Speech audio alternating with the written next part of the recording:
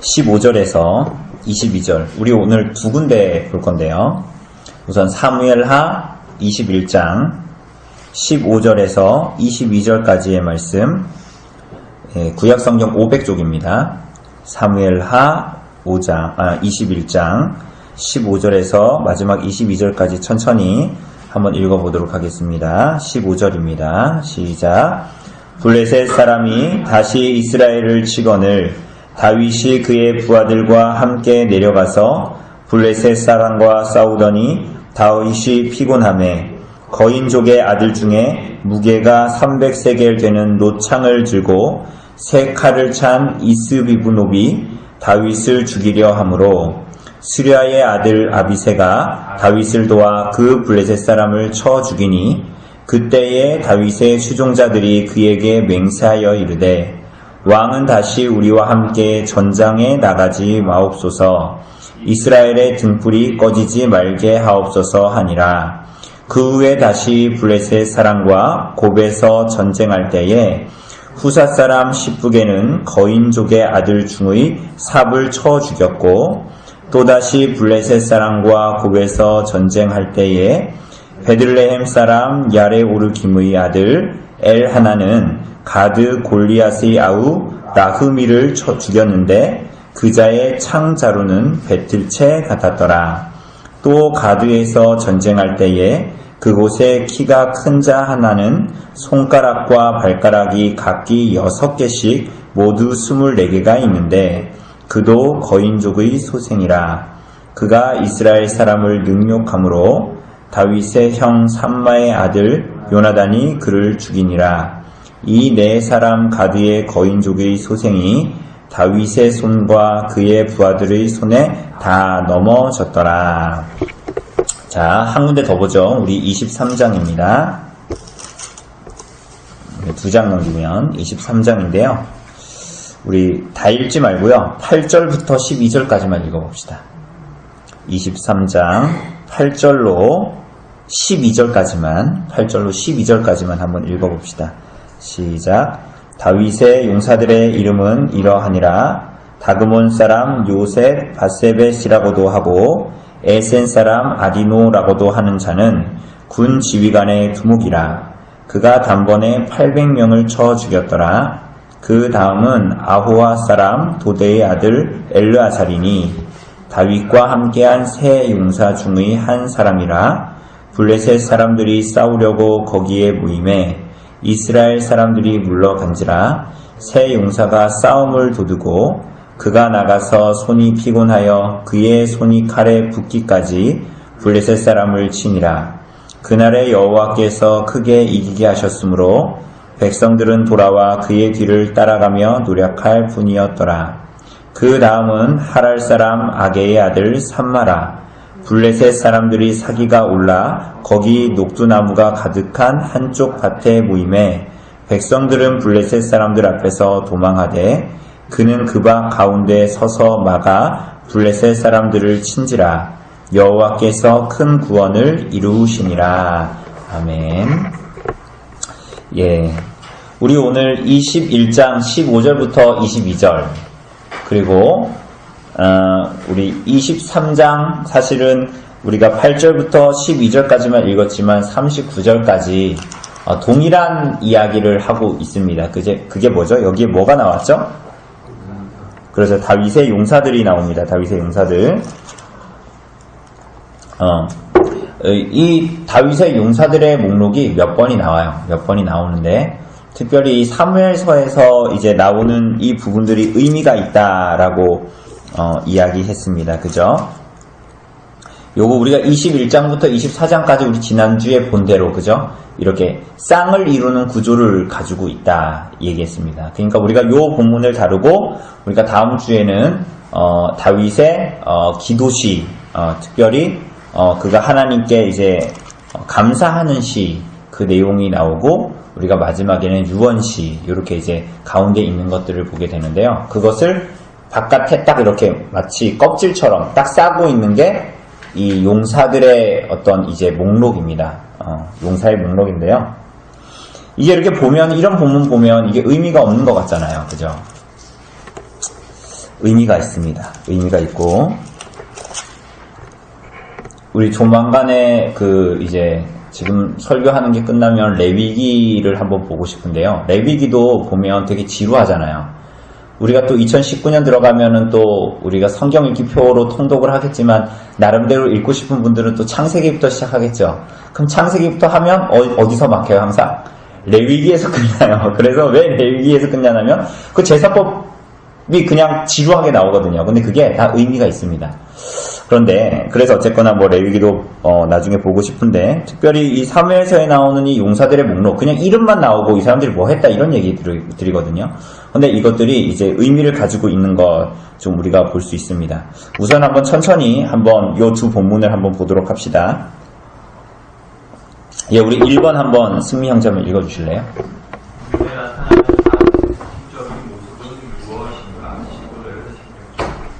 그럼에도 불구하고 나타나는 결론은 그에게 무엇을 말해줍니까? 네, 본문에 나타난, 예, 집사님 살짝 열어주실래요? 예, 문 살짝만, 예, 그렇죠, 저 정도만. 네. 본문에 나타나는 다윗의 특징적인 모습은 무엇인가 이렇게 이제 물어보고 있죠. 여러분, 특징적인 모습이 뭡니까?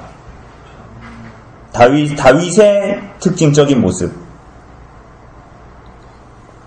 다윗의 모습이 어떻습니까? 네, 그러니까 15절의 끝에 보면 뭐라고 나와요? 블레셋 사람과 싸우더니 다윗이 어떻다고요? 다윗이 여러분들처럼 피곤하대요, 지금. 다윗이 피곤하고, 16절에는 뭐라 그래요? 지금 이 블레셋 사람들하고 전쟁하는 내용들이 계속 나옵니다. 그죠? 팔레스타인 사람들이죠, 블레셋 사람들이. 그런데 다 거인족들하고 싸웁니다, 거인족. 그런데 오늘 기록에 나온 게 거인족하고 싸운 게 나오는데요. 여기 16절에 보면 300세겔 되는 3.5kg 정도 되는 노창을 들고 새 칼을, 아마도 철로 된 칼이겠죠. 왜냐하면 블레셋은 철기 문화를 가지고 있었으니까. 그 칼을 찬 이스비브노비 다윗을 뭐 하려고 했다고요? 죽이려고 했다. 그러니까 다윗이 죽을 위기에 놓이게 됐다. 그런데 여러분, 지금까지 우리가 사무엘서 거의 끝나가지만 사무엘서에서 본 다윗의 모습은 어땠습니까? 거의 대부분 전쟁할 때 보면 승리하죠. 언제나 이기잖아요. 그죠? 우리가 잘 아는 거 뭐 있습니까? 다윗의 첫 번째 전쟁이었던, 오늘 본문에도 그 동생이, 골리앗의 동생이 라흠이었다 이렇게 나오잖아요. 그죠? 골리앗을 죽이는, 그죠? 다윗이 골리앗을 죽이는 전쟁부터 시작해서 뭐 아말렉하고의 전쟁, 뭐 이런 것도 다 그렇고 굉장히 용맹하게 싸우고 막 승리하는 다윗의 모습이었어요. 그죠? 근데 오늘 본문에 보면 굉장히 무력한 자로 나타납니다. 그죠? 피곤하기도 하고 죽을 위기에 처하기도 합니다. 그러면서 뭐라 그래요? 죽을 뻔하니까 17절에 보니까 아비새가 도와줬어요. 그래가지고 그 블레셋 사람을 쳐 죽이니 뭐라 그래요? 그에게 말하되 왕은 다시 우리와 전장에 나가지 마옵소서. 그러면서 뭐라 그래요? 이스라엘의 등불이 꺼지지 말게 하옵소서, 이렇게 얘기합니다. 그러니까 이게 뭐냐면, 이 다윗의 등불이라는 게 뭐냐면, 다윗이 이스라엘 하나님으로부터 받은 약속, 소망, 생명의 보장이 상징적인 인물이 누구라는 거예요? 아니, 다윗이라는 거예요. 그러니까 다윗은 지금까지의 사무엘서의 역사를 보면 전쟁하고 이기고 승리하는 용사인데, 오늘 본문을 보면 굉장히 무력하고 막 힘이 없고 수동적인 것 같은 사람으로 나타납니다. 근데 그럼에도 불구하고 다윗이 죽습니까?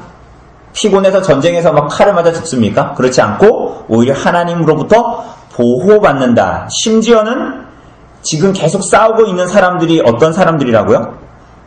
예, 22절에 보면 뭐라 그래요? 이 네 사람 가디의 어떤 족이라고요?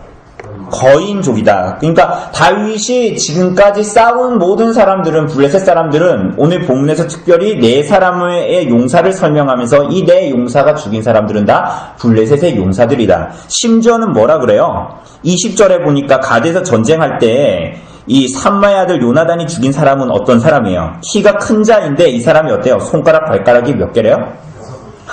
손가락 6손이, 양쪽 손이 다 6손이야. 그리고 발이 다 발가락이 6개예요.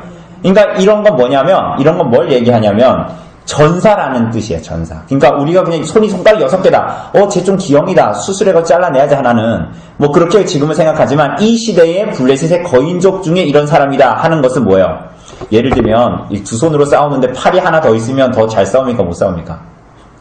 우리가 생각해보면 더 잘 싸웠을 것 같잖아요. 마치 그거 같아요. 육손이와 육발이라는 것은 정말 저 사람은 타고나기를 괴이하지만 타고난 전사다 이런 거예요. 그런데 그 사람을 다 다윗의 용사들이 이겨버렸다 이런 얘기를 하잖아요. 그러니까 이게 참 이상하죠? 다윗은 평생 싸운 사람들은 블레셋 거인족들이다. 그런데 다윗은 지금 용맹하게 싸웠지만 이 그의 전쟁과 그가 용사들로 이렇게 꾸려진 사람들의 내용을 잘 보고 다윗을 보면 굉장히 연약했다, 무력했다 이런 얘기들을 반복하고 있습니다.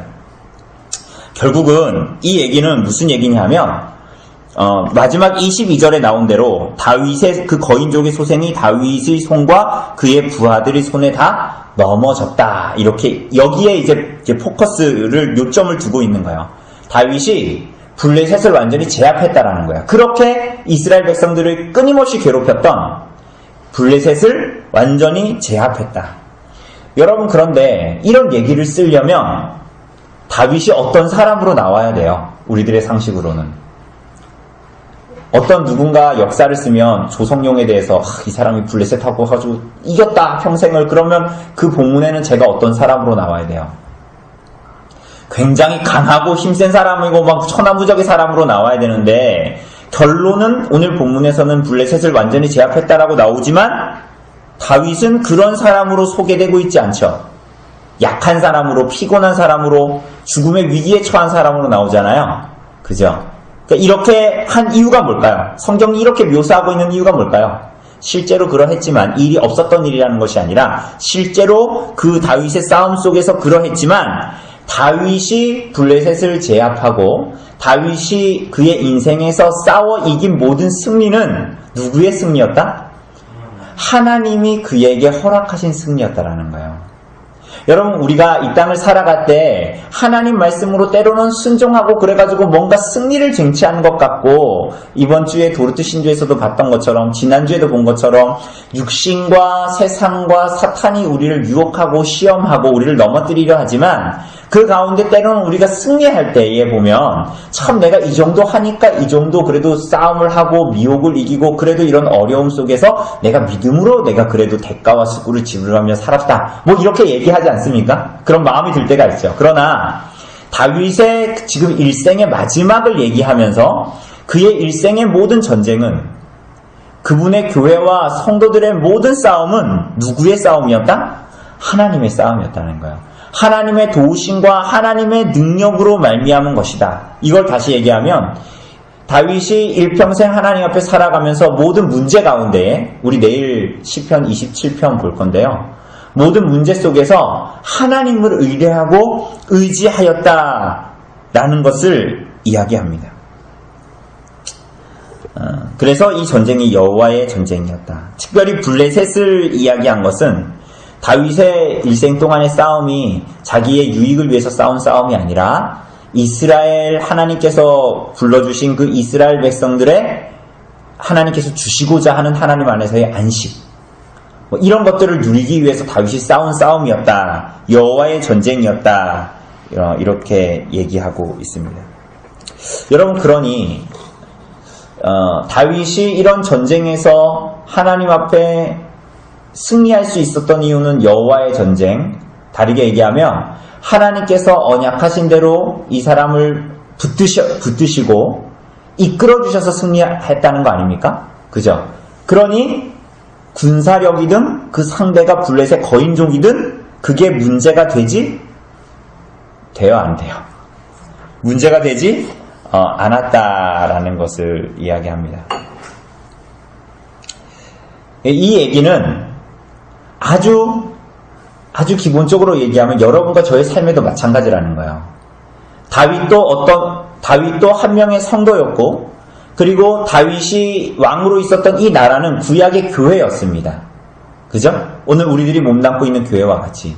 그런데 여러분과 저에게 주어진 이 땅에서 주어진 싸움은 돈으로 되는 것도 아니고요. 뭔가 우리들의 힘과 능력으로 되는 것도 아니라는 거예요. 우리들의 싸움은 영적인 전쟁이라는 거예요. 근데 그 영적인 전쟁은 뭐냐면 하나님 뜻대로 살아가지 못하도록 하는 내 삶과 환경에서 오는 도전들. 여러분들이 무언가 이 땅을 살아가면서 판단하며 살아야 하는데 그 판단 속에서 일상다반사의 일 속에서 때로는 내가 그게 중요하게 보이든 중요하게 보이지 않든 많은 일들이 있잖아요. 그럴 때 내가 내 힘과 의지와 판단을 통해서 이 전쟁을 해나갈 것인가 아니면 하나님께서 원하시고 하나님을 붙들고 의지함으로 말미암아 이 전쟁을 해나갈 것인가 하는 그 선택에 있다라는 거예요. 그래서 다윗의 모든 일생이 이 전쟁이 여호와의 전쟁이다라는 것을 오늘 이야기하고 동시에 다윗 그리고 오늘 본문에 나오는 이 특별히 다윗의 모습은 피곤하고 또 적들의 창이나 칼에 언제나 목숨을 잃을 수 있는 연약한 왕이었고 당연히 그 나라도 사실은 언제든지 무너질 수 있는 나라였죠. 그죠? 왜냐하면 지금 다윗이 죽을 뻔하니까 그 사람이 그 용사가 누굽니까? 아비새가 와서 하는 말이 뭐예요? 당신이 이스라엘의 등불이니까 당신 죽으면 된다 안 된다? 안 된다라는 얘기 아닙니까? 그죠? 그러니까 그만큼 이 이스라엘의 나라는 연약한 나라예요. 그러니까 다윗 한 사람이 죽으면 끝나는 나라, 연약한 나라라는 거예요. 그죠? 그럼에도 불구하고 하나님께서 그들을 지켜주셨기 때문에 이렇게 하나님의 나라가 견고히 서가게 됐다. 이런 걸 얘기하는 것입니다. 그러니 우리가 이 땅에서 살아갈 때 우리가 힘써야 하는 것이 뭐겠습니까? 내 힘과 내 능력을 의지해서 이 땅을 살아가면 내 나라를 세우는 것처럼 나의 왕국을 세우는 것처럼 뭔가를 해나가겠지만 사실은 그것은 굉장히 피곤한 삶이고 무언가를 이룰 수가 없는 삶이에요.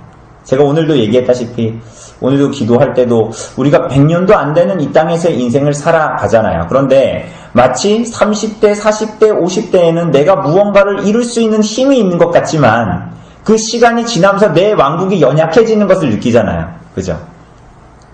벌써 저는 우리 이언니가 벌써 말을 안 들으니까 그러면은 나의 왕국은 내가 꿈꾸던 나의 왕국은 이렇게 안 되는 거구나 이런 것들을 아주 작게나마 경험하고 있는데 어쨌거나 우리들의 삶을 내 힘과 내 능력과 내 의지로 하려고 할 때는 그게 결국은 완성될 수도 없고 그게 우리들을 부르신 이유와 목적도 아니죠. 그죠? 그런데 오늘 다윗을 통해서 하나님께서 이렇게 보여주시는 것은 그의 일생을 통해서 하나님의 언약, 특별히 그 언약은 누가 세우신 거예요? 신실하신 하나님께서 세우신 이 언약. 그죠? 그리고 그로 말미암아 세우는 하나님의 영원한 나라가 영원할 것인데 그야말로 그것을 사모하는 인생이 다윗의 인생이었고 그래서 그 나라를 사모하는 다윗의 삶이 이런 삶이었다라는 거야. 군사력과 상대가 거인족이다 라는 것은 그에게 큰 도전이 되지 않았던 거야. 그래서 하나님을 의지해서 이 전쟁들을 해나가게 됐다. 뭐 이런 얘기를 하고 있습니다. 그래서 그 17절에 보면 이 아비새가 말한 것처럼 전장에 나가지 마십시오. 당신 죽을 뻔했으니까. 당신이 이스라엘의 등불이니까 그 등불이 꺼지지 말게 해주십시오. 이렇게 얘기하죠. 근데 우리가 이제 다음 주에 볼 건데 22장 29절에 보면 뭐라 그럽니까? 이거 다윗의 감사시거든요. 22장 29절에 보면 뭐라 그래요? 여호와여 주는 나의 등불이시니 여호와께서 나의 어둠을 밝히시리이다. 다윗은 진정한 등불이 누구래요? 하나님이다. 여호와 하나님만이 나의 등불이십니다. 그러니까 다윗은 그리고 그 아비새는 당연히 다윗에게 충성하고 그가 죽으면 이스라엘의 하나님께서 다윗의 왕권에 약속하신 사무엘하 7장에 나오는 다윗 언약들이 다 허물어집니다. 이렇게 얘기하지만 다윗은 사실은 뭐를 보고 있었던 거예요? 그러니까 하나님 이스라엘 나라, 다윗 왕권, 왕국 이런 것도 중요하지만 사실은 그 근본에 있는 누가 정말 등불이 되신다? 하나님이 우리의 등불이시다. 하나님이 이 교회와 나의 인생의 등불이 되신다라는 것을 고백하는 내용들이 이제 나타나게 됩니다. 자, 그래서 이 모든 전쟁들을 이길 수 있었다. 뭐 이런 얘기를 합니다. 자, 한번 2번 우리 김 집사님 읽어주실래요? 하나님이 이스라엘의 모든 전쟁을 하시는데 굳이 이렇게 용사들을 불식으로 싸우시게 하는 이유는 무엇인가요? 자, 지금 그럼 이렇게 얘기하면 모든 전쟁은 다 하나님이 승리케 하시는 거 아닙니까? 그죠? 모든 전쟁은 다 하나님이 하실 거예요. 그런데 굳이 왜 이 용사들을 부르고 싸우시게 하시는가? 왜냐하면 오늘 이 21장 15절에서 22절까지 나오는 용사의 목록에는 4명의 용사들이 나타나죠. 4명의 용사들이 나타나는데 뒤에 나오는 23장 8절부터 39절을 보면 37명이 나타나요. 용사들이. 그러니까 용사들이거든요. 이 사람들은 정말로 잘 싸우는 사람들, 앞장서서 싸우는 사람들, 지도자, 군 지도자 뭐 이런 사람들이에요. 근데 왜 이런 사람들을 굳이 나와서 싸우게 하냐는 거예요.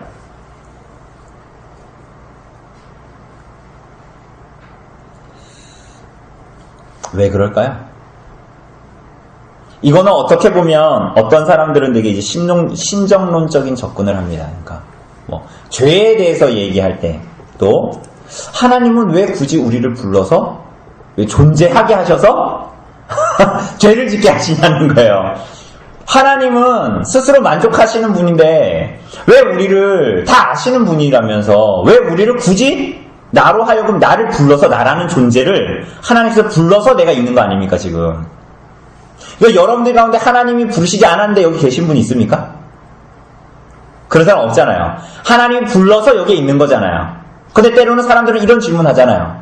예를 들면 아담을 예로 들어보면 아담 죄 지을 거 알았으면서 왜 아담을 하나님께서 부르셨습니까? 안 부르셨으면 죄를 짓지 않았을 텐데. 약간 그거하고 비슷한 얘기예요. 그러니까 이 싸움을 하나님이 하실 건데 왜 굳이 이 용사들을 부르셔서 전쟁을 하셨는가, 전쟁을 하게 하셨는가 하는 거예요. 그런데 이것은 사실은 하나님의 백성으로 부름받은 우리들이 누군가와 긴밀한 연관이 있고 하나님께서 우리들을 얼마나 우리가 다 이해하지 못하는 기쁨과 즐거움으로 초대하셨는가 이 내용과 사실은 연관이 되어져 있습니다. 자, 보면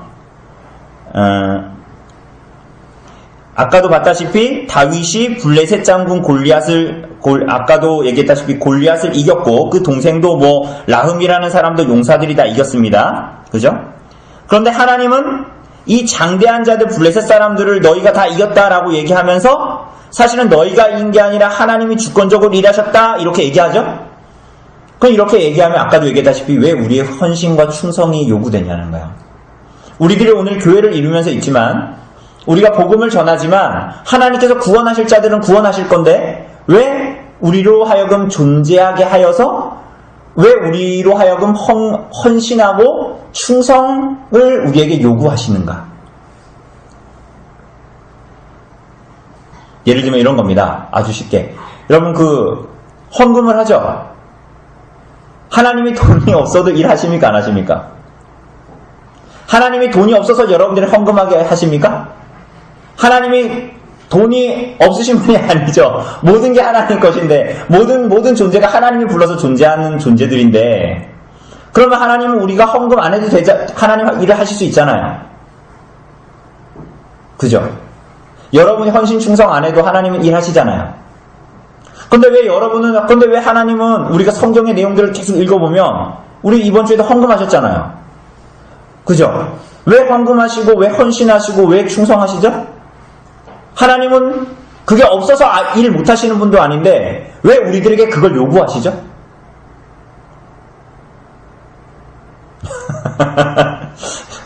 여러분 헌금하실 때마다 좀 아깝지 않습니까? 여러분 왜 하나님은 우리에게 헌신을 요구하실까요? 왜 우리에게 충성을 요구하실까요? 다 하나님이 하셨잖아요. 그죠? 왜 우리 어르신들 흔히 하는 말로 헌금 뭐 젊은이들이 다 하는데 이런 마음 가질 수 있잖아요. 근데 왜 나의 신앙 양심상 나도 하나님 앞에 충성되고 헌신되려고 할까요? 왜 하나님은 우리에게 그걸 요구할까요? 하나님 요구하시잖아요. 그걸 왜 요구하실까요? 하나님은 이 영원한 하나님의 나라와 하나님의 일에 우리들을 초대하시는 거예요. 그러니까 오늘 이 구약에 나타나는 피비린내 나는 이 사건들이 사실은 그 일의 그림자와 같은 거예요. 실제로 일들이 있었는데 구약의 경륜 안에서는 하나님은 이 사람들이 없어도 블레셋 사람들 싹쓸이 해버릴 수 있는데 왜 하나님의 백성들을 불러서 헌신하고 충성하고 왜 실제로 이 피비린내 나는 일들을 하게 하셨냐는 거야. 오늘 우리들에게도 마찬가지죠. 하나님은 모두 다 우리가 없어도 사람들을 구원하실 수 있는데 왜 우리로 하여금 복음을 전하게 하고 선행을 하게 하고 내 삶은 피곤하고 그 사람들에게 복음 전했더니 그 사람들이 나 욕하고 나 조롱하고 왜 이렇게 하냐는 거야, 하나님이. 왜냐하면 하나님은 이 모든 일들을 우리를 통해서 하나님의 뜻을 이루시기를 원하십니다. 그 이유는 뭐냐? 하나님 나라에 우리가 참여하기를 원하시는 거예요. 우리는 지금 알지 못하지만 부분적으로 샘플로 알지만 아주 작게만 영원한 하나님의 나라에 우리로 하여금 참여하도록 하시기 위해서 우리를 부르시는. 그래서 여러분 우리가 이 땅에 살아가는 인생이 바로 그런 인생이잖아요. 하나님의 일에 참여하는 거예요. 여러분 그렇게 살고 계십니까 진짜? 오늘 본문이 그걸 얘기하는 거예요. 용사들이 블레셋 사람들을 막 싸우고 이기잖아요. 막 거대해 보이는 사람들하고 막 싸워서 이기잖아요. 그죠? 그게 우리들의 인생이라고요. 이 땅에 성도로 살아가는 인생, 영적인 전투를 하고 교회가 하나님의 뜻 가운데 순종하여 살려고 하는 이 전쟁이 오늘 구약에서는 피비린내라는 칼 들고 창 들고 싸우는 전쟁으로 나타나는 거예요. 근데 하나님이 왜 우리들의 인생에 이런 일들을 경험하게 하냐는 거예요. 왜 여러분들 인생 살 때 돈인가 하나님인가 결단하는 판단들을 자꾸 하게 하시냐고요. 왜 여러분들이 자꾸만 여러분의 일들 속에서 하나님 아니면 세상 둘 중에 하나를 선택해야 되는, 그래서 여러분들에게 수고와 대가를 지불하게 하는, 내가 더 괴로워지는 일들, 내가 더 힘들어지는 때로는 일들, 때로는 내가 귀찮아지는 일들, 혹은 나를 단속해야 되는 일들을 왜 하나님은 우리들의 삶에 주실까요? 피곤하게. 하나님이 다 알아서 하실 수 있는데 왜 그럴까요? 여러분, 이 짧은 우리들의 인생을 통해서 우리가 보화를 발견하길 원하세요. 영원한 보화. 그게 뭐야? 하나님이 정말 누구이신지, 그리고 그 하나님 앞에 우리는 대체 누군지, 그리고 하나님의 진실하심과 자비하심이 우리들의 인생에 경험되는 것을 하나님께서는 원하세요. 그래서 하나님의 뜻을 이루고 하나님 나라에 참여하는 자로, 영원한 나라에 참여하는 자로 나타나기를 원하시는 거예요.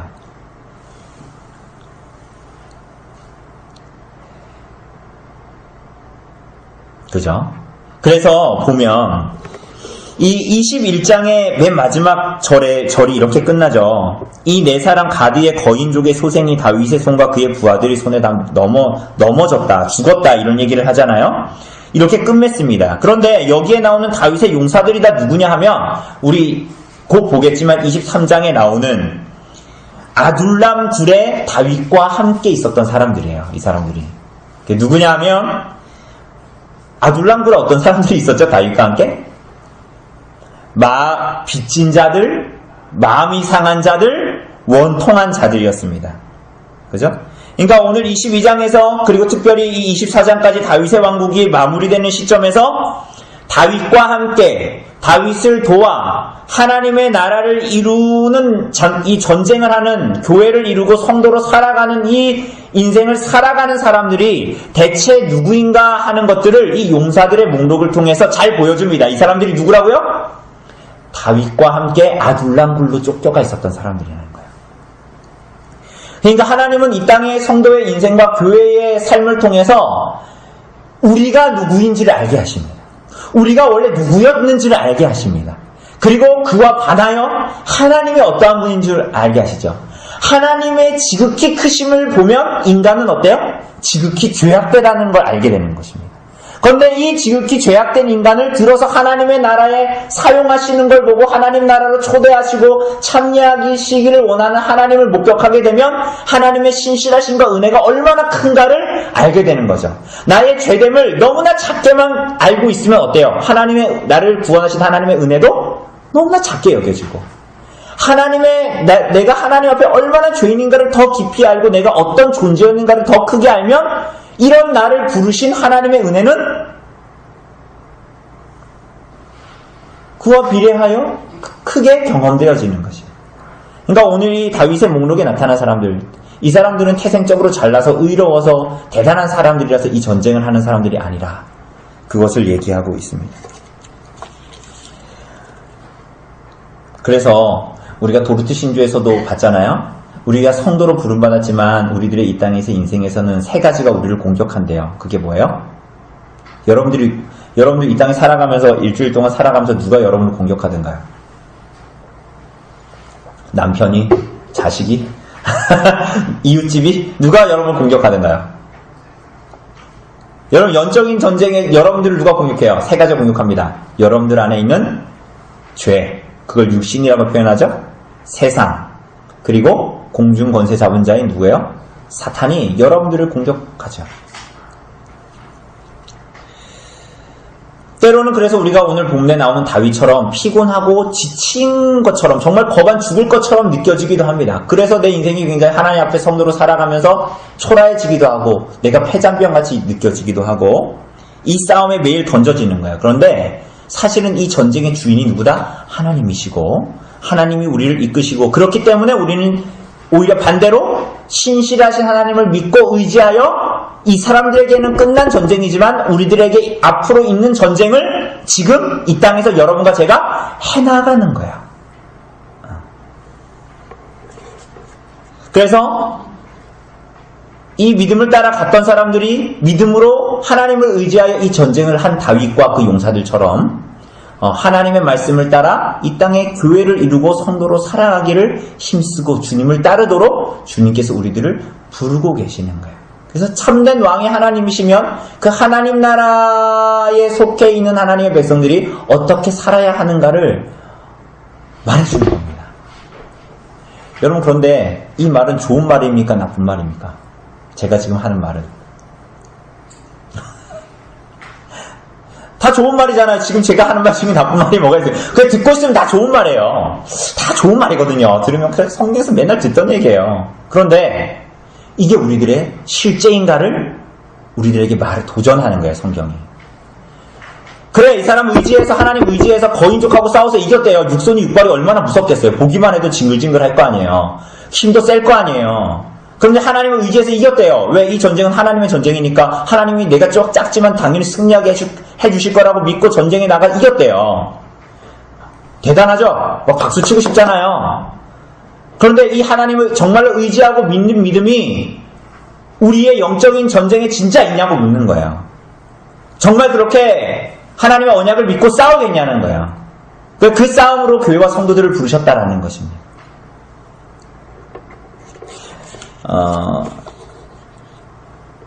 하나님의 언약에 있대요. 싸우는 전쟁을 싸우라 라고 오히려 우리들에게 이 본문은 도전하고 있는 거죠. 자, 3번 한번 우리 읽어주실래요? 3번.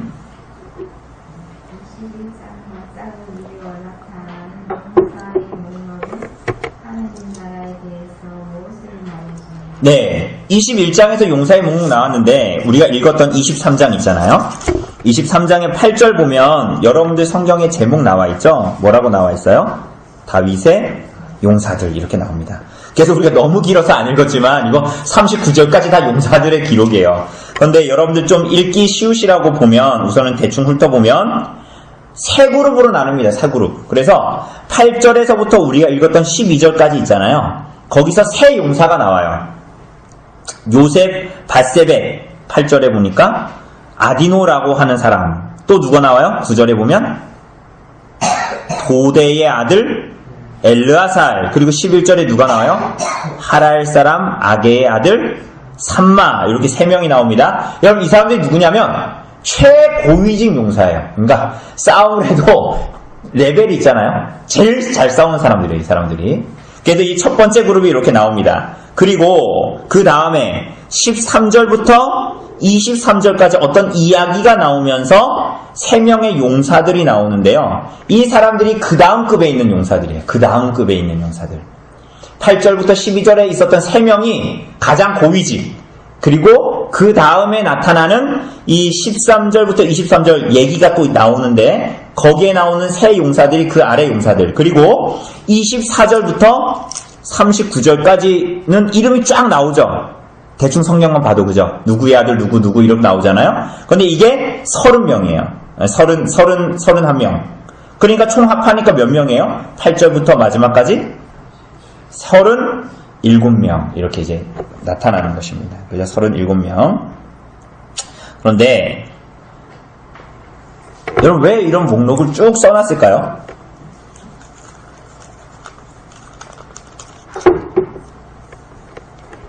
왜 이런 얘기를 써놨을까요? 하나님이 이제 우리가 이제 열왕기로 가면서 이제 이 내용들을 더 구체적으로 볼 건데요.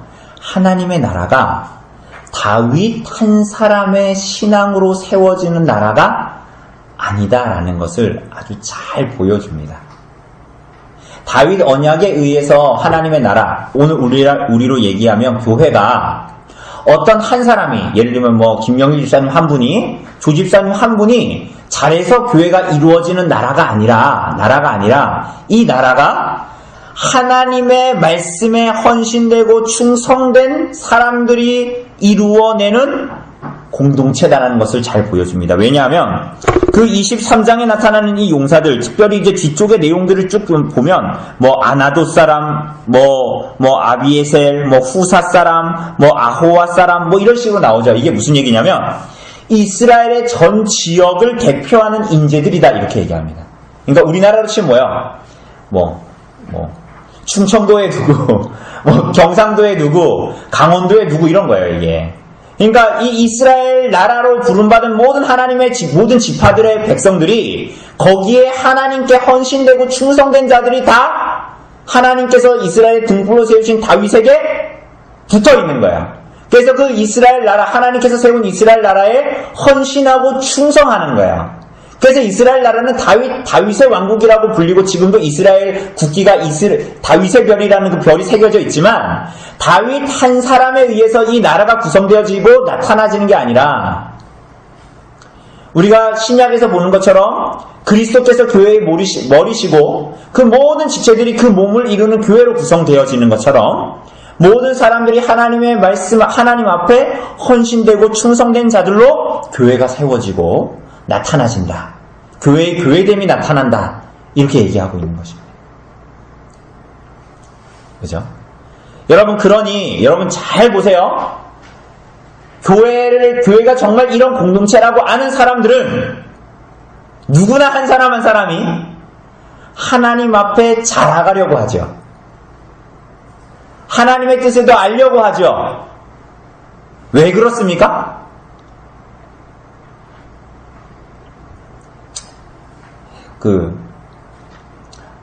예를 들면 교회가 목사의 교회면 이 목사가 싫은 사람도 있을 거 아니에요. 마음으로 절 좋아하세요, 싫어하세요? 싫어하는 사람 있을 거 아니에요. 그럼 목사를 듣기 싫어요, 좋아요? 그 사람이 싫으면 목사가 뭐 얘기하는 거 듣고 싶어요, 안 듣고 싶어요? 안 듣고 싶죠. 그렇지 않아요? 그냥 목사가 좋고 그러면은 목사의 말을 더 듣고 싶고. 그런데 하나님의 나라의, 하나님의 교회는 그런 공동체가 아니라 모든 사람들은 목사의 호불호와 상관없이 다 하나님의 말씀에 순종하려고 하고 기도하려고 하고 자라가려고 합니다. 왜 그럴까요? 누구를 사랑하기 때문에? 하나님을 사랑하기 때문에. 우리가 헌신하는 게 하나님께 우리가 목사한테 헌신하는 게 아니에요. 여러분, 예를 들어봅시다. 여러분, 가정을 이루면 남자와 여자가 있잖아요. 그죠? 제가 지난주에 우리 종민 형제 예리 자매 집에 신방했는데, 행복하게 잘 사는데, 여러분, 그 부부 생활을 할 때, 그 사람을 사랑해서 순종하는 거는, 조 집사님, 얼마나 가셨습니까? 그게 얼마나 갈까요? 여러분, 하나님의 백성들이 하나님을 믿고 서로를 향해서 헌신하려고 하고 사랑하려고 하는 것은 무엇 때문에 그렇습니까? 그 동력이 어디에서 나와요? 이 가정의 주인이 하나님이시기 때문에 내가 사랑하고 헌신하려고 하는 거죠. 맞습니까? 아니면은 내 마음에 안 맞으면 다 이혼해야지. 그런데 우리 가정의 주인이 하나님이시기 때문에 그렇게 하지 않으려는 거잖아요. 교회도 마찬가지예요. 교회가 더 중요하게 하나님의 나라의 모든 사람들은 헌신하고 충성해요. 왜 헌신하고 충성해요? 하나님을 사랑하기 때문이지 목사가 사랑스러워서 남편이 사랑스러워서 아내가 나한테 너무 잘해줘서가 아니에요. 그것은 이럴 수도 있고 저럴 수도 있고 사람이 무슨 다 바람에 흔들리는 갈대같이 어떻게 천편일률적으로 똑같은 사람입니까? 그렇지 않잖아요. 그래서 오늘 본문이 얘기하는 것이 바로 그거예요. 이 모든 사람들의 헌신이 교회를 하나님의 나라를 확장시키고 하나님의 뜻에 순종하려 하게 됐는데 그게 다윗 한 사람의 것으로 되어지지 않나. 아까 21장에서 뭐라고 했어요? 다윗은 피곤한 사람이에요. 다윗은 인간이란 말이에요. 다윗은 죽을 수도 있어요. 그런데 그 나라는 무너지지 않은 이유가 그 주인이 하나님이시기 때문이고 그 나라는 다윗 한 사람으로 되어지는 것이 아니라 모든 하나님의 백성들로 말미암아 세워지도록 하나님께서 붙드시는 공동체이기 때문에 그렇다라는 거예요. 자, 그렇다면 그래서 우리가 하나님 앞에 자라가야 되겠죠. 그래, 자라가기 위해 사모해야 되겠죠. 그죠? 목사가 성경 읽으라 그래서 성경 읽는 게 아니라 하나님을 사랑해서 성경을 읽어야 되는 거예요. 여러분 이 말을 잘 기억하십시오. 이게 오늘 이 내용의 아주 핵심적인 얘기예요. 자, 마지막 4번 우리 수미 형제 한번 읽어주실래요? 그럼에도 불구하고 하나님께서 번성한 이스라엘 나라를 향하여 경계하시는 것이 무엇인가? 우리는 어떻게 하나님의 나라를 교회를 섬겨야 하는가? 자, 그런데 그래서 우리가 다 잘합시다. 화이팅 합시다. 우리가 한 마음 품고 화이팅 합시다. 잘합시다. 이렇게 했는데 그럼에도 오늘 사무엘하 23장이 이 용사들의 목록을 기록하면서 하나님께서 이스라엘 나라, 우리로 얘기하면 교회를 향해서 경계하시는 것이 있습니다. 경계하시는 것.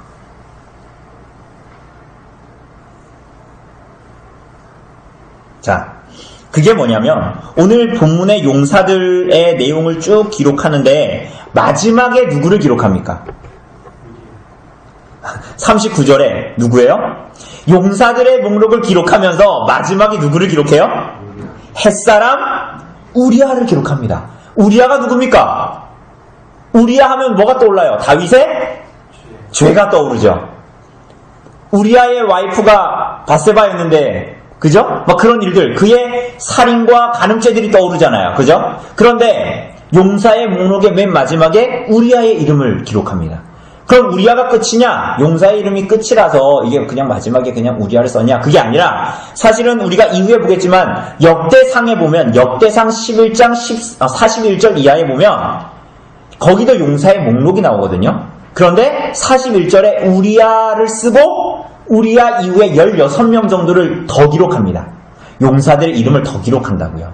그러니까 오늘 사무엘 하에서 용사의 이름을 기록할 때는 용사 이름 다 썼는데 이제 마지막에 우리아 한 명 남았네. 우리아 이렇게 쓴 게 기다 아니다? 기회 아니에요. 아니죠. 그러니까 의도가 있었던 거예요. 왜 우리아를 맨 마지막에 이렇게 기록했는가? 이것은 다윗이 범한 이 왕권의 남용을 강하게 부각시키는 면을 가지고 있어요. 우리아에 대한 기록. 왜냐하면 다윗이 자신의 왕권을 남용해가지고 결국은 우리아의 아내를 취하고 그리고 자신의 왕권을 남용해서 우리아를 전쟁으로 내몰아서 죽인 거 아닙니까? 앞에 내몰아서. 그쵸? 그런데 요것을 뒷받침하는 내용들이 또 나옵니다. 그게 뭐냐면 우리가 읽었던 이 23장 본문의 13절에서 17절에 대한 내용입니다. 이거 여러분들 많이 들어보셨을 거예요. 13절에 17절에 보면 13절에 보면 이게 다윗이 아둘람굴에 있었을 때 일입니다. 30군목 중에 세 사람이 곡식될 때에 아둘람굴에 내려가 다윗에게 갔는데 때에 블레셋 사람과 사람의 한 무리가 르바임 골짜기라는 곳에 진을 쳤대요. 그런데 그때에 다윗은 산성에 있었고 그때에 블레셋 사람의 요새는 베들레헴에 있는데 다윗이 소원해요. 마음의 소원이 됐다는 거야. 뭐가 소원했냐면 베들레헴 저 성문 곁에 있는 우물물을 누가 내게 마시게 할까? 이렇게 얘기했습니다. 그러니까 어떻게 했어요? 16절에 세 용사가 블레셋 사람의 진영을 돌파하고 지나가서 베들레헴 성문 곁 우물물을 길어가지고 다윗에게로 왔다. 자, 저를 보세요. 이런 겁니다. 자, 이제 다윗이 아둘람굴에 있었습니다. 그런데 베들레헴에 우물물이 있었어요. 우물물이 있었는데 요 사이에는 르바임 골짜기라는 골짜기가 있어요. 그런데 여기에는 블레셋 사람들이 진을 치고 있습니다. 그러니까 다윗이 이 베들레헴에 가요, 못 가요? 이 골짜기에 블레셋 사람들이 있으니까 못 가죠. 그런데 다윗이 보면서 뭐라 그랬대요? 누가 저 베들레헴에 있는 블레셋 사람들이 짐치고 있는 베들레헴의 성문 앞에 있는 우물물을 나로 하여금 마시게 할까? 이렇게 얘기하니까 어떻게 했대요? 본문에 보니까 새 용사가 가가지고 블레셋 진영을, 이거 영화 같은 얘기잖아요. 블레셋 진영을 뚫고 들어가서 물을 길었대요. 물을 깃고 한 명은 물을 길었겠죠. 두 명은 계속 맞고, 그리고 물을 길어서 그 물을 가지고 누구한테 갔어요? 다윗에게 왔습니다. 그래서 그 물을 다윗에게 줬죠. 여러분, 이게 말이 돼요, 안 돼요? 이건 약간 조폭영화 이런 데서 나오는 거거든요. 그죠? 근데 왜 이런 일화를 기록했을까요? 왜 사무엘서에 다윗의 그렇게 휘황찬란한 무공과 그의 여러 가지 하나님을 향한 마음과 이런 얘기를 하다가 사무엘서에 갑자기 마지막에 다윗이 되게 이상한 사람으로 나타나고 있잖아요. 이것은 다윗의 용사들이 얼마나 용맹스러운가 이런 걸 말해주는 게 아니라 오늘 22장의 마지막 39절 이 말하고 있는 23장 39절이 말하고 있는 우리아에 대한 얘기와 맥을 같이 하고 있습니다. 그러니까 이 아둘람에서의 일화 그리고 우리아의 이 기록을 한 39절은 왕권이 이스라엘 나라에 주신 왕권이라 해도 이 왕권이 어떻게 남용될 수 있고 그것이 교회와 하나님의 나라 이스라엘 나라에 얼마나 위기를 줄 수 있는가를 얘기해 주고 있는 것입니다. 그래서 다윗이 이 물을 마셨어요? 안 마셨어요? 이 물을 마시지 않고 16절 다윗이 마시기를 기뻐하지 아니하고 그 물을 여호와께 부어드리며 이르되 여호와여 내가 나를 위하여 결단코 이런 일을 하지 아니하리이다 이는 목숨을 걸고 갔던 사람들의 피가 아니니까 하고 마시기를 즐겨하지 아니하니라 이렇게 이제 얘기하고 있습니다. 여러분 그러니 오늘 본문이 얘기하고 있는 이 모든 내용들은 용사에 대한 모든 기록들은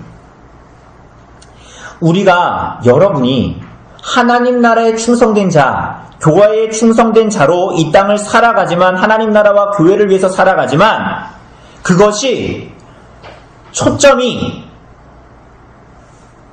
내가 속해 있는 엄별히 교회 물론 그럴 수도 있죠.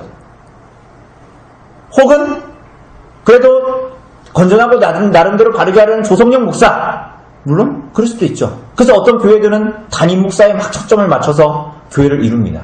그런데 오늘 본문이 말하고 있는 것은 뭐냐면 정말 우리들의 초점이 어디에 있어야 하는 거예요? 하는가 하는 거예요. 우리의 사랑과 우리들의 충성이 우리의 유일한 구주이신 예수 그리스도께 초점이 맞추어져 있어서 헌신하고 충성하는가? 그걸 우리들에게 요구하고 있고 그렇게 해야 된다라고 말하는 거예요. 그래서 우리가 서로를 사랑하는 것도 그리스도를 사랑하기 때문에 서로를 사랑하게 되는 것이고 우리가 교회에 헌신하는 것도 봉사하는 것도 그리스도를 사랑하기 때문에 봉사하고 헌신해야 되는 거고 여러분이 하나님께 헌금을 드리는 것도 그냥 교회 가니까 그냥 내 주머니에 있는 돈을 하는 게 아니라 그리스도를 사랑하기 때문에 하는 것이어야 되는 거예요.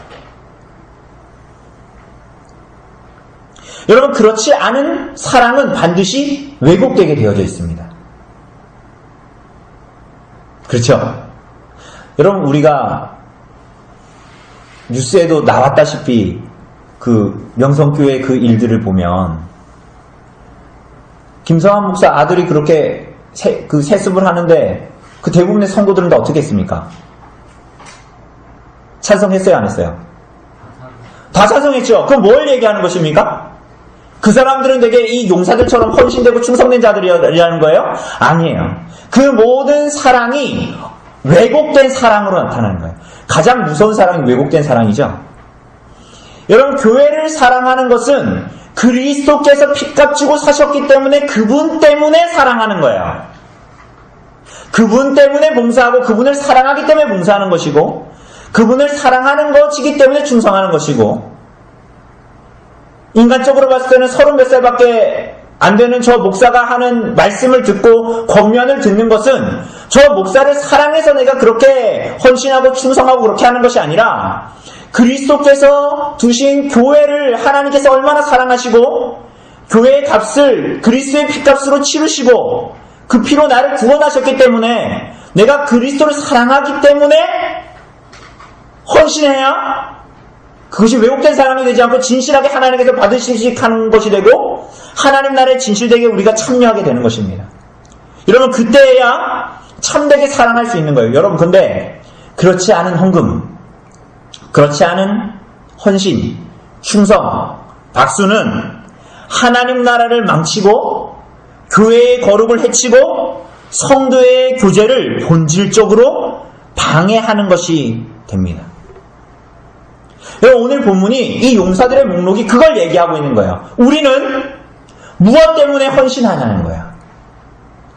우리는 무엇 때문에 하나님 나라에 헌신하고 충성하냐는 거예요. 오늘 무엇 때문에 하나님의 말씀 앞에 나왔습니까? 무엇 때문에 하나님 나라를 소망하고, 무엇 때문에 하나님의 교회를 사랑하고, 무엇 때문에 서로를 사랑하고, 무엇 때문에 헌신, 봉사하고 충성합니까? 그 이유가 중요하다는 그 이유가. 제가 지지난주 설교인가요? 그때도 얘기했죠. 예배를 여러분들이 매주일마다 오는 거 너무나 감사하고 좋은 일이지만 그것에 참석하는 것이 여러분들의 구원을 도장 찍어주는 것이 아니라는 거예요. 무엇 때문에 하나님을 예배하는 자리에 와 있냐? 그게 중요하다 그랬죠. 그래서 우리가 소망하고 기대해야 하는 것은 하나님의 언약에 의한 사랑, 그리고 그로부터 말미암아 주어지는 은혜, 그리고 그것을 믿게 하는 그리스도께서 우리에게 주시는 성령을 통해서 우리에게 주시는 믿음과 순종이 되는 것입니다. 여러분, 그렇게 이 땅을 살아가시길 바랍니다. 그리스도를 사랑하기 때문에 교회를 사랑하셔야 돼요. 여러분, 그리스도를 사랑하기 때문에 옆 사람을 사랑해야지 내 마음에 드는 사람, 저 사람은 나하고 좀 맞을 것 같아, 이런 식으로 성도의 교제를 하려고 해서는 안 돼요. 누구나 그리스도 안에 있으면 누구나 마음을 열고 받아들이려고 하고 사랑해야 하는 것이죠. 그게 성도의 교제입니다. 그리스도를 사랑하기 때문에 성도의 교제를 하는 것입니다. 그리스도를 사랑하기 때문에 헌신하고 충성하는 것입니다.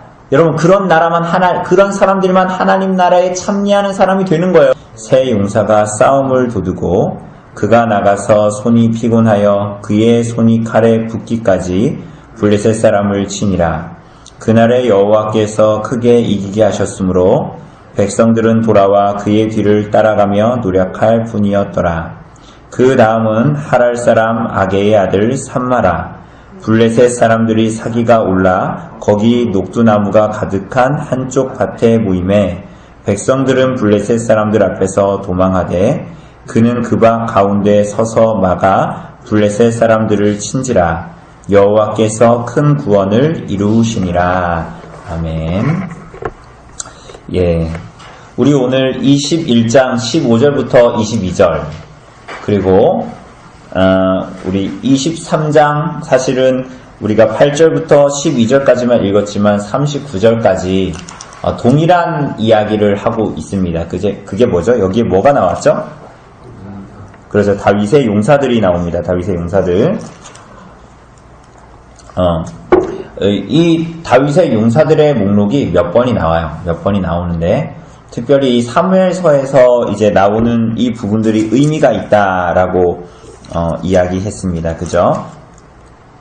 요거 우리가 21장부터 24장까지 우리 지난주에 본 대로, 그죠? 이렇게 쌍을 이루는 구조를 가지고 있다 얘기했습니다. 그러니까 우리가 요 본문을 다루고 우리가 다음 주에는 다윗의 기도시, 특별히 그가 하나님께 이제 감사하는 시, 그 내용이 나오고, 우리가 마지막에는 유언시, 이렇게 이제 가운데 있는 것들을 보게 되는데요. 그것을 바깥에 딱 이렇게 마치 껍질처럼 딱 싸고 있는 게 이 용사들의 어떤 이제 목록입니다.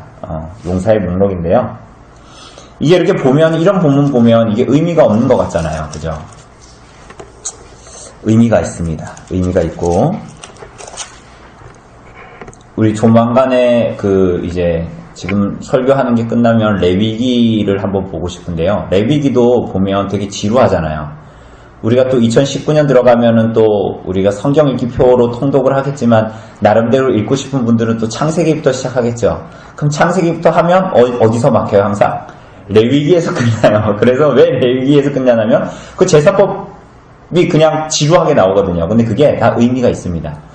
그런데 그래서 어쨌거나 뭐 레위기도 나중에 보고 싶은데 특별히 이 사무엘서에 나오는 이 용사들의 목록 그냥 이름만 나오고 이 사람들이 뭐 했다 이런 얘기 드리거든요. 근데 이것들이 이제 의미를 가지고 있는 것 좀 우리가 볼 수 있습니다. 우선 한번 천천히 한번 요 두 본문을 한번 보도록 합시다. 예, 우리 1번 한번 승미 형제 한번 읽어주실래요? 눈에 나타나는 다윗적인 모습은 무엇인가? 15절에서 16절. 그럼에도 불구하고 나타나는 결론은 그에게 무엇을 말해줍니까? 네. 본문에 예, 집사님 살짝 열어주실래요? 예, 문 살짝만, 예, 그렇죠, 저 정도만. 네. 본문에 나타나는 다윗의 특징적인 모습은 무엇인가? 이렇게 이제 물어보고 있죠. 여러분, 특징적인 모습이 뭡니까? 다윗의 특징적인 모습.